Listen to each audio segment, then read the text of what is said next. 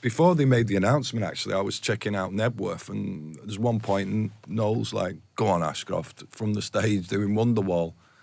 "Go on, Ashcroft." And then I pictured me down at the front, bouncing up and down, thinking, what's going on? I don't think it would have been any surprise that it was going to be you opening for the boys this summer. The signs were there, but I must say the announcement of you supporting Oasis, it was a big moment. It was almost as big as the actual announcement when it came. A moving video showing your relationship with both the Gallaghers.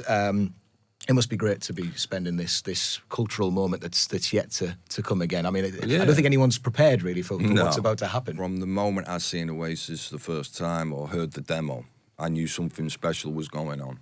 And at the time, we kind of thought from where we're musically from, and we kind of saw the Roses and Spike Island and as a real landmark pinnacle, not only in its size, but the fact that they were kind of independent alternative to the mainstream in a way, but had then taken it to this other level. And that at the time was kind of like the marker. And to then watch them with the first album, Definitely Maybe, and Morning Glory, and just that, taking it to this other level that was just like uncharted territory for bands like us. And then that was inspirational. So that, and I like that, I like a bit of competition as well, I like certain sports. I like the idea that, okay, you've done that, well, check this out.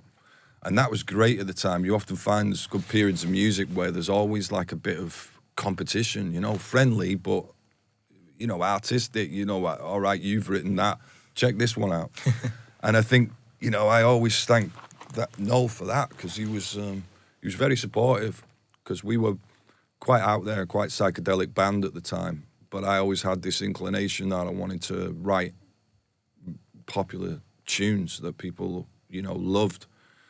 And through that relationship and seeing what they were up to, I wrote History and a song called On Your Own, and then that led to writing the songs for Urban Hymns. And I think it's an amazing story that people who met and they both had a transit and were playing to 300 people would both go off and sell millions and millions of albums and make some like iconic songs. And even before they made the announcement, actually, I was checking out Nebworth, and there's one point, and Noel's like, "Go on, Ashcroft," from the stage doing Wonderwall. "Go on, Ashcroft." And then I pictured me down at the front, bouncing up and down, thinking, what's going on? Yeah, this is incredible. There's that mad respect between the lot of you, isn't there? Because I always feel like the way that Liam and Noel speak of you in particular, you're like that pedestal for them, and like I guess that the feeling is mutual quite a lot of the time. And also, we're like a reminder of our younger selves. Yes, in a good way, because and I think it's a funny old game, the fame thing, and until you've lived it, and obviously I haven't. You could certainly say that they've lived it in a more extreme version than I have, but there's a lot of similarities that you kind of like, you've got an empathy for the journey, you know what I mean? That you've got an empathy for the good, the bad, the ugly that comes with it all. But I think the big thing as well is if someone else has these dreams and these aspirations and puts the work in and you see the results, it's inspirational for you, you know what I mean? Because they're proving it can happen. They're proving that it's not just a pipe dream, it's not just daydreaming, but you've got to put the work in and you've got to believe in it, and you've got to, you've got to have that talent like both of them really, really have and did. And I just think it's just exciting for the country. It's exciting for wherever they go. Everywhere they go, it's the People's World Cup final, FA Cup final. It's big. So they've got, don't get me wrong, we might hardly see each other. Yeah. Because they've got a big, and I have, I've got a less time, but I still intend to make it incredible. And I'm sure they do. So we've got a gig to do. We can't be at it. We can't feel it. we're just part of it, and I'm just part of it, and I understand that. It's like I expect the feedback to still be ringing after that last song, and those two brothers will be in cars and bang off as fast as possible, because the next day, like I say, it's another World Cup final. Exactly. Because it's like, I think the gigs I'm doing with them, it's almost like 1.7 million people in just a batch of summer gigs, you know? Yeah. That's incredible. And every single one of them, that's every single fan there fought the mad lottery to get a ticket. They've got their accommodation, maybe. They've been dreaming about it for months and months. So it's like it's a big responsibility. You know, you wanna make it happen, and you want to make it good, and make it memorable. And I'm sure it will be. It's going to be unbelievable because, like I say, we're surrounded with so much bad news, horror, that it makes these events even more like special, because a true concert like that, you leave all your differences at the door. We come together as one, and that's just a special feeling. That's when like live music's at its best, when everything's been left behind and we're together, unified, and can be real spiritual and uplifting time. You know, it's not something it's something that can shift things for a lot of people, shift the whole mood of the country, you know what I mean? I don't know if you saw, but there was one comment on Instagram when you were announced that said, I just felt at my knees in a Costco car park. I don't know if you want to use that as like an opener in a new song, Richard, but that's a good line, isn't it? I thought it was pretty good, you know. Could be a bit Mark E. Smith or something like that, couldn't it? It was amazing. I mean, you've summed it up perfectly there. We did have John Power in recently. Of course, he's going to be sharing it with you. He described it as this Northern Soul touring together. Yeah. It's going to be really special. You know, is it just that? Is it just summing up like a little bit of everything from that corner of the world?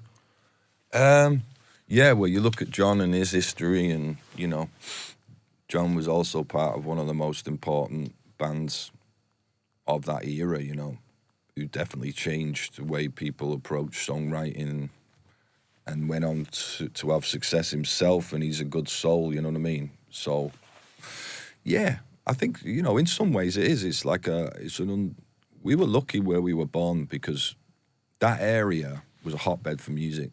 And it was, whether it was someone's older brother or the hippie in the village with the massive record collection, and where I was in particular, I'm in between both cities. So weekends we'd go to Liverpool, other days weekends we might go to Manchester, and we could get the best of both.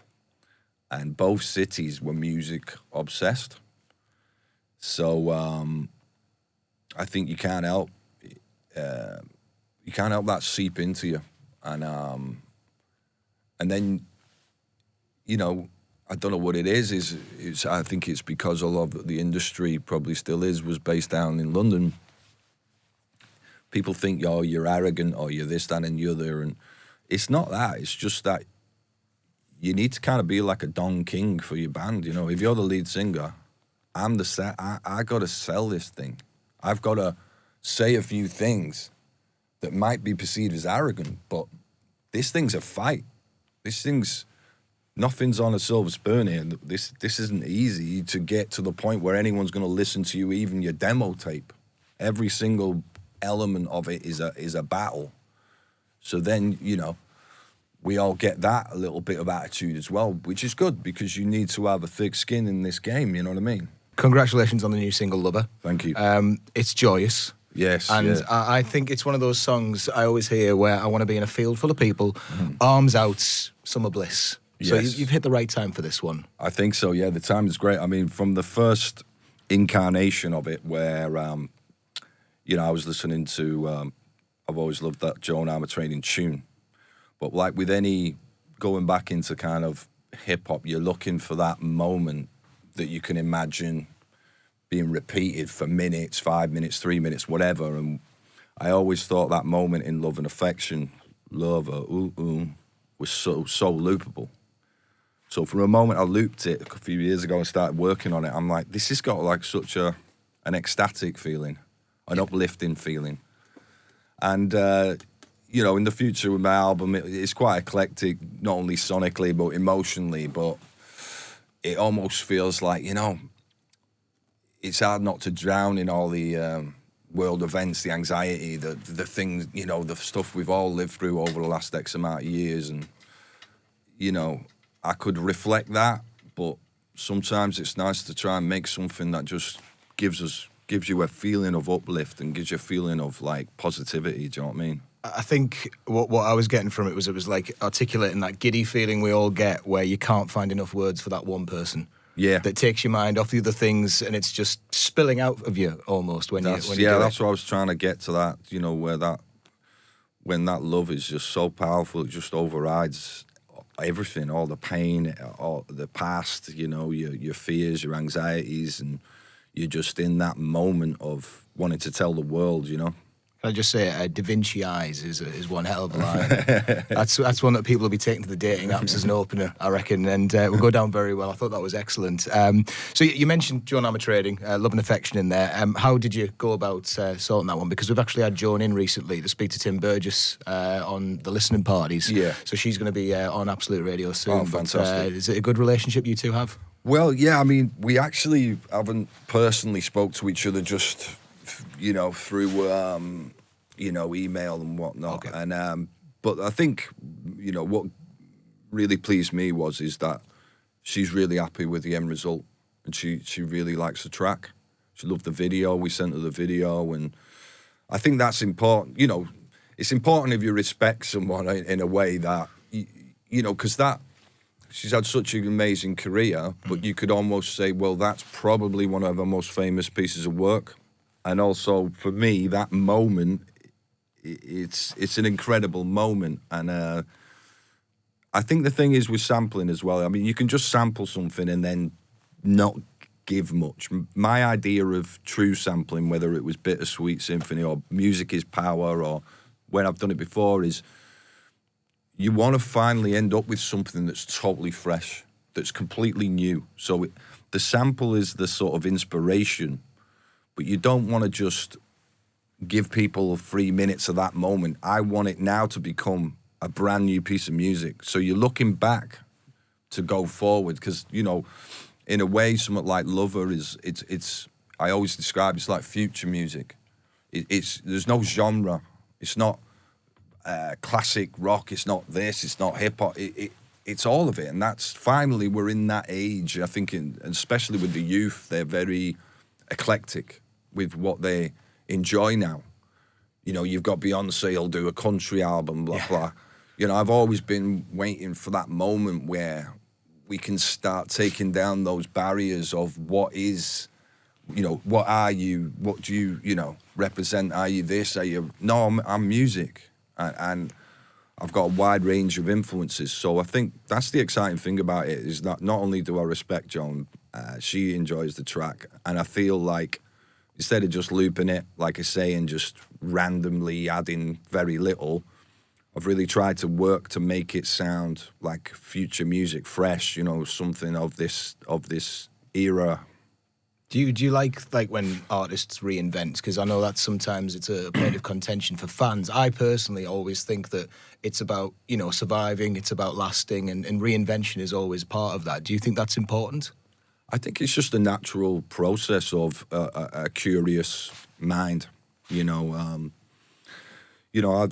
I got, when the album comes out in September, there'll be tracks that are reminiscent potentially of things I've done before, purely because of the way they're constructed with, you know, I started it on an acoustic and that's the way it comes out. It could be very simple, just 3 or 4 instruments, but, you know, take it back to when, like I say, we referenced Bittersweet. It was like when I first made that track, I used to just play it back, and because I had no reference point for it. So I'm like, you just wonder how people are going to take it, because it's easier almost for people to take stuff that is reminiscent of something that they like, but then that's how music goes down into blind alleys, you know, because everything becomes a copy of a Xerox of something that, so you never really get these moments of inspiration that then other people can look at, you know, and potentially want to imitate, but you want to be the one in the front and people are imitating that. And I think, you're kind of defying that whole thing of, oh, you've been doing it for X amount. You're kind of getting a bit lazy now. You're not as inspired. You're not as hungry to do something new. And because I've also been waiting for a lot of this technology for a long time as well, So obviously there's a lot of fears and some of the things that have already happened with, say, AI, are, they ain't right in a sense of content being put into that brain and no one really being kind of paid for that. I get that. But instead of being totally in fear of technology and music, I think you've always got to keep an open mind, because there's always new possibilities of how you can make a track. Certainly with sampling, now you can take away. You were always looking for a break. Now you can take away. You can take any point and say, I want that bass line, So in that way, it's really exciting. So I think in many ways, this is an amazing period of time if you've got an imagination and the hunger to do something, to be making music, because not only is the audience grown very, like I said, eclectic in their tastes and not as narrow-minded, the technology, if you've got a spark of inspiration, can really help reach your goal, you know what I mean? Yeah, I was so pleased you did a music video. I think it's still important that artists do that as well. Yeah. You were on the key. Was it the sample machine you were on at the start of that? Yeah, briefly? I was on my keyboard that starts the track. Yeah. New piece of equipment for you, that, or is it something you had in there? It's something my wife bought me a few years ago. Okay. I've got a few synthesizers and whatnot, and that's the thing. Is it's trying to represent what I do. This Lover is more giving you a wider idea of what I'm trying to create here. You know what I mean? So I never just restrict myself to certain instruments. I think hip-hop's had, over the last decade or two, it's probably had an advantage over people who strictly come with guitars. I love guitars, but when you're trying to find someone's and grab someone's attention in the first 10 seconds, it can be hard.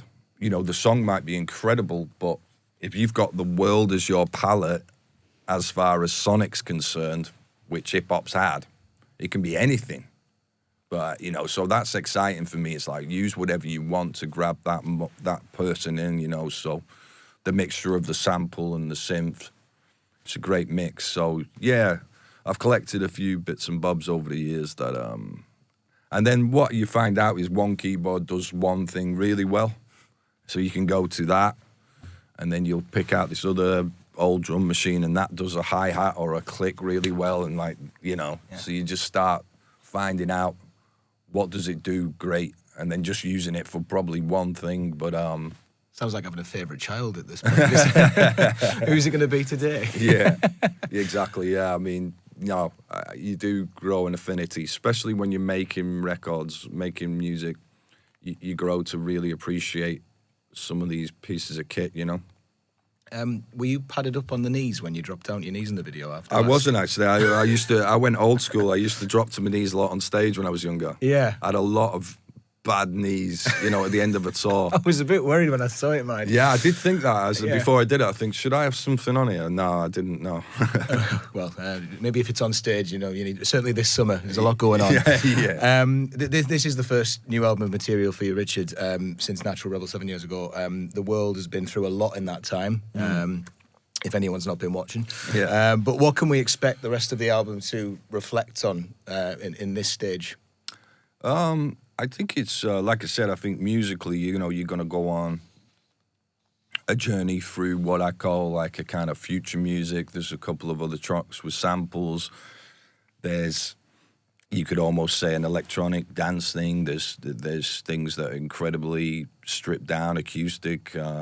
So, like I say, I instead of saying, right, there's one particular theme, I just thought I'd leave it quite sonically open and try and let the voice and my words kind of unify it. A lot of love in the record.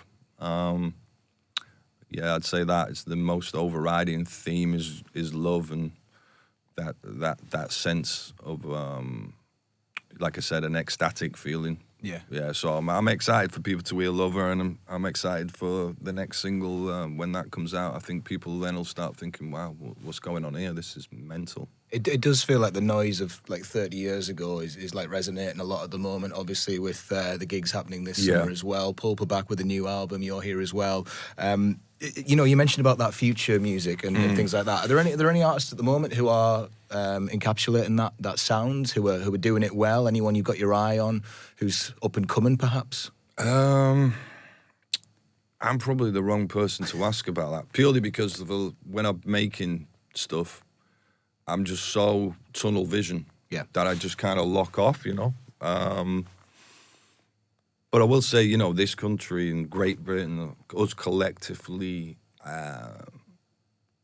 we're incredible at reinvention. We're incredible at creativity. And, you know, just when you think that we've run out of ideas, someone comes around and blows your mind, you know what I mean? Mm-hmm. So I couldn't really give any specifics, but I know it's healthy. I know that, you know, and it's good. There's a lot of more women, there's a lot more girls playing guitars and writing tunes and getting in people's faces, which is always really good because, you know, that's been too long coming around for it to just be, this just should be taken for granted that, you know, they can be incredible, magnificent musicians as well. And that's not just on the pop thing, you see.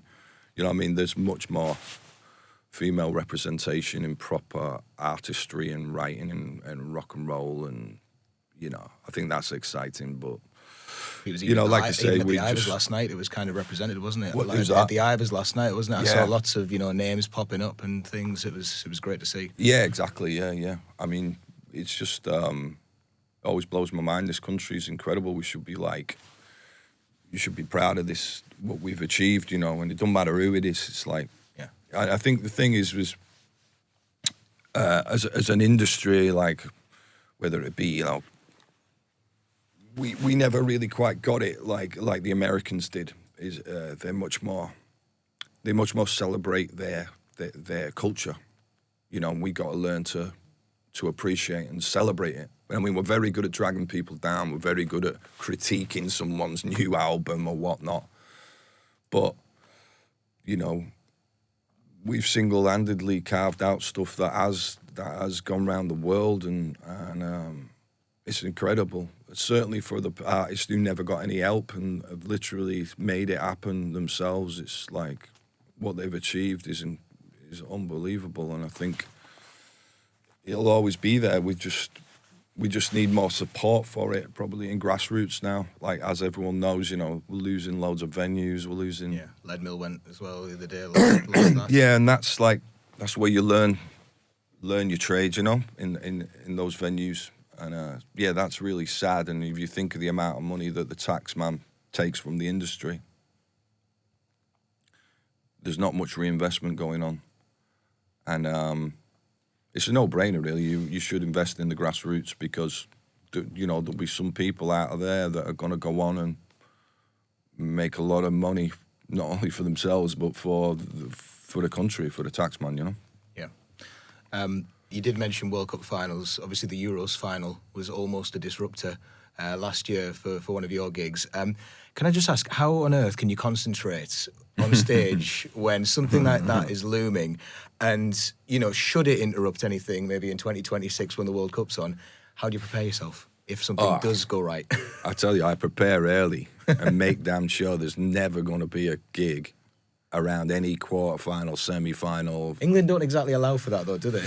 Yeah, and that's the thing, is like, yeah, to plan things around semi-finals, that's a bit ambitious maybe. But, yeah, it was a strange one, because ultimately, all I wanted to do is put it on the big screen.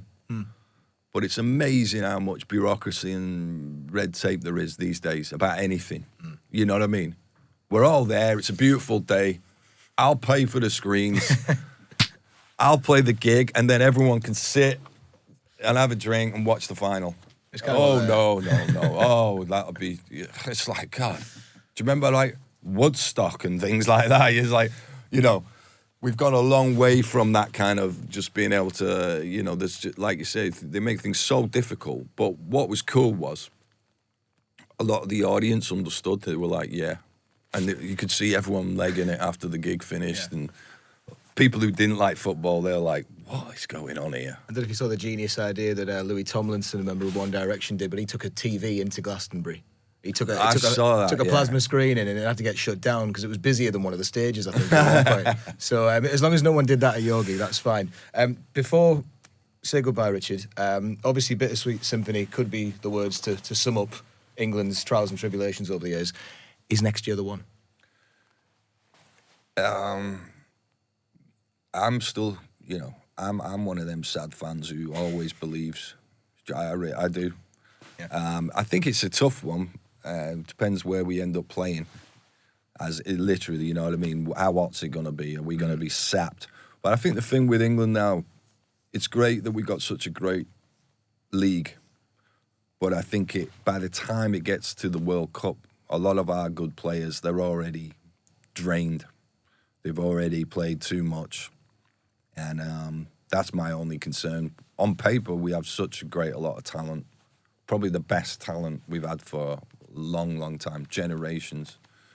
So, I remain positive. I'm looking forward to it, actually. I keep forgetting that the World Cup's next year. It's just, it's weird. Waking up in the morning when the games are on, that's the only thing for me. You remember when it was Japan, Korea? It's like you'd wake up and it'd be like, it's all right for you waking up at 3 o'clock, but, it's... I remember the last time, it's been in America. What year was it in America last time? 94. 94, I was on tour. I was on tour and you get like the winger would have the ball, then a massive Snicker bar would go across like that. I'd be like, no one cares whatsoever. It's like, we've paid for this advertising slot. We don't care what's going on in that bullseye, pitch. Yeah. It's like, what the hell? So there was a big thing then of like, but I think that football's grown so much in America. Don't know if it'll ever be what it is in Europe, but, it's such a great, great game. But I always used to be a bit like, oh, America, why America? Do you know what I mean? They don't appreciate it. But then you think, certainly when Mexico play in America, it's something else. You know what I mean? They've got a lot of fans there. But no, I'm looking forward to it. It's always good. And I'm glad you reminded me, just in case someone's penciling in some stuff already for next year. You know what I mean? I checked this summer, you're free. You're fine. I think, the Women's Euros final, that was not going to clash. Nothing next year, so you should be all right. The only downside is if England win it, Trump giving them the trophy. Yeah. I think you want to skip that one, really. You don't want to do that. You'll be covered in fake tan. Richard, congratulations. Have a great summer. Take it easy. Yes, pace yourself and everyone else. Just keep the lads in check, and we'll see you at the end of it. Nice one, man. Thank you, Richard. Appreciate that. Nice Thank one. you.